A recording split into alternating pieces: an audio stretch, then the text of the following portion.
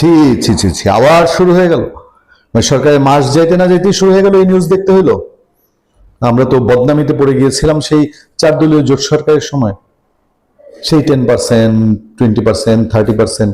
আওয়ামী লীগ সময় বহু মন্ত্রী এমপি পরিচিত হয়েছিল যে তার 10% না হইলে সরকারি কাজ, জনগণের কাজ যাই হোক না হোক সব উচ্ছন্নে যায়। এখন বিএনপি সরকার ক্ষমতায় আসতে আসতে এমপি সাহেবদের কারো কারো নামে এরকম পার্সেন্টেজের খবর প্রচার হওয়া শুরু করেছে। ভেতরে ভেতরে তাহলে কি হচ্ছে? আর কোনো পরিবর্তন নাই দেশের।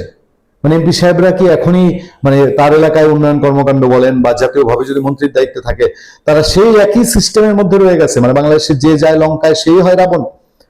ইউনূসের চেয়ে বড় রাবণ যদি কেউ হয়ে যায় তখন কি অবস্থাটা হবে এই দেশে? আমরা এই একটা উদাহরণ যেটা দেখছি, আমরা ক্ষুদ্র ক্ষুদ্র কিছু ঘটনা যেগুলো দেখছি এগুলো তো খুবই অস্বস্তিকর। আবার 10%, আবার 20%, আবার 30% সেই আলাপ। ইউপি চেয়ারম্যানকে বিএনপি নেতা এমপি সাহেবের 30% বুঝাই দিচ্ছেন। খবরটা একটু শুনেন।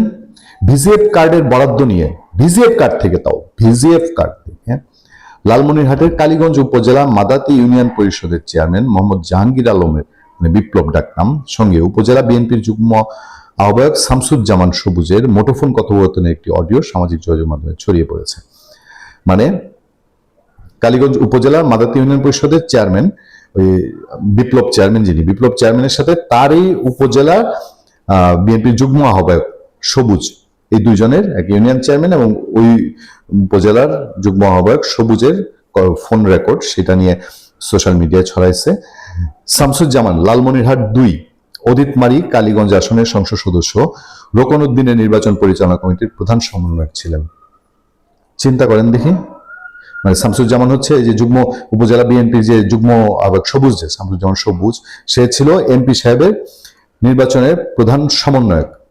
কথোপকথনে ডিজিএফ কার্ডের বরাদ্দ নিয়ে কথা বলতে শোনা যায়। একই বিষয় নিয়ে উপজেলা বিএনপির জ্যেষ্ঠ যুগ্ম আহ্বায়ক বিধানচন্দ্র রায়ের সঙ্গেও ইউপি চেয়ারম্যান জাহাঙ্গীরের আরেকটি কথোপকথন ফাঁস হয়েছে। এদিকে এই ঘটনার পর ওই ইউপি চেয়ারম্যান সন্ত্রাস বিরোধী আইনের মামলায় গ্রেফতার হয়েছেন।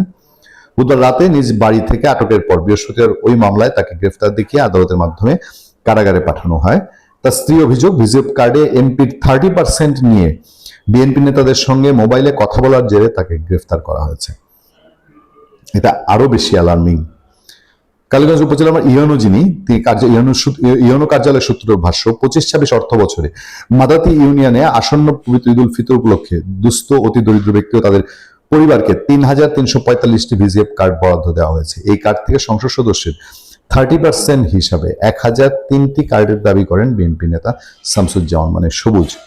ভিজিএফ কার্ড নিয়ে ইউপি চেয়ারম্যান জাহাঙ্গীর হোসেনের সঙ্গে মুঠোফোনে শামসুজ্জামানের কথোপকথনের অডিও সামাজিক যোগাযোগ মাধ্যমে ছড়িয়ে পড়ে। এতে কথোপকথনে এক পর্যায়ে বিএনপি নেতা শামসুজ্জামানকে বলতে শোনা যায়, যাই হোক, আপনি এমপি সাহেবের 30% আমাদের প্রতিনিধির দায়িত্বে বুঝাইয়া দিচ্ছেন কি? তখন জাহাঙ্গীর হোসেন বলেন, না, 30% নয়, আমরা মিটিং এ বসলাম তো আপনার বিধানদার কাছ থেকে প্রতিনিধি নিচ্ছিলাম।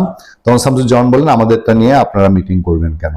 এমপি সাহেবের ভাগ নিয়ে মিটিং টিটিং করা যাবে না। শামসুজ্জামান আরো বলেন, আপনি 1003টা টোকেন বুঝাইয়া দিবেন, বিনা ভোটের এমপি যখন ছিল তাদের তো সুন্দরভাবে বুঝাইয়া দিচ্ছেন। আমরা কিন্তু বিনা ভোটে হই নাই, অতীত কিন্তু ভুলি নাই। তিনি জাহাঙ্গীর হোসেনকে আরো বলেন, আপনি কিসের মিটিং করেন আমার বরাদ্দ নিয়ে? আপনি 1003টা আজকে বুঝাই দেন আমার বরাদ্দ নিয়ে। মানে ভিজিএফ কার্ডে তারা এই বরাদ্দটা কিন্তু ভিজিএফ কার্ড নিয়ে যে তারা খায়া ফেলবে সরাসরি তা না, মানে তার লোকজনকে দিবে, এখানে আবার তাদের লোকজন কিছু সিস্টেম করবে আর কি।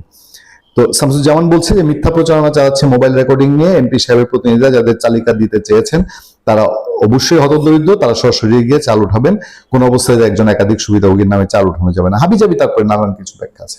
সেই পুরনো স্টাইল, পুরনো ব্যাপার। এবং অ্যালার্মিং হলো, এই ইউপি চেয়ারম্যান যদি সেটা না দিতে চেয়ে থাকে এবং তার জন্য তাকে জেলে যাওয়া হতে পারে, তাহলে ভবিষ্যতে সব ইউনিয়ন চেয়ারম্যান ওখানে সোজা হয়ে যাবে এবং তারা ঘুরে ফিরে এই আবার 30% চায় কারা। ভালো থাকবেন, সুস্থ থাকবেন। আপনার সাথে আমি আতিক রহমান, পূর্ণিয়া।